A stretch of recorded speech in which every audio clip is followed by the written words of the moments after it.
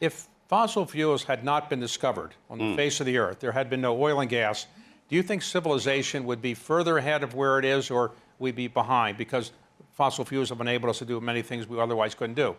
Yeah, no question about it. And we owe the men and women in the fossil fuel industry for helping create this civilization that we enjoy today. And they did not know until 50 years ago, at least, that the byproduct, this heat-trapping pollution, was going to cause such problems. And, you know, just to pause on this for a moment, David, yesterday, 300,000 people were forced from their homes in Mozambique. 50,000 people 2 days ago were forced from their homes by these massive downpours in South Africa.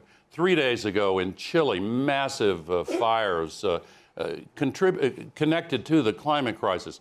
Last year in the U.S., we had 12 once-in-a-thousand-year downpours in the space of 3 days. We had the Los Angeles fires.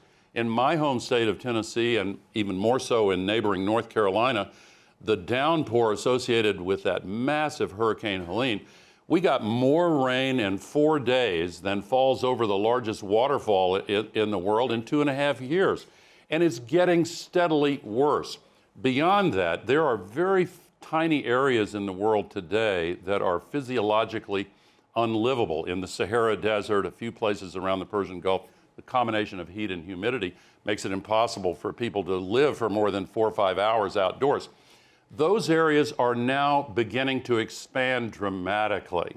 And the World Health Organization's Climate Committee says that by 2050, we could have 1 to 2 billion climate migrants crossing international borders.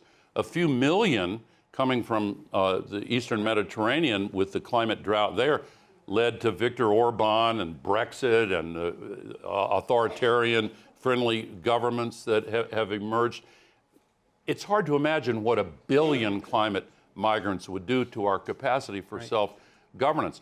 And we're in danger of crossing some so-called negative tipping points, like the shutting down of the Gulf Stream. Sounds like a science fiction movie, and it was, but it's now a very real threat, and there are others.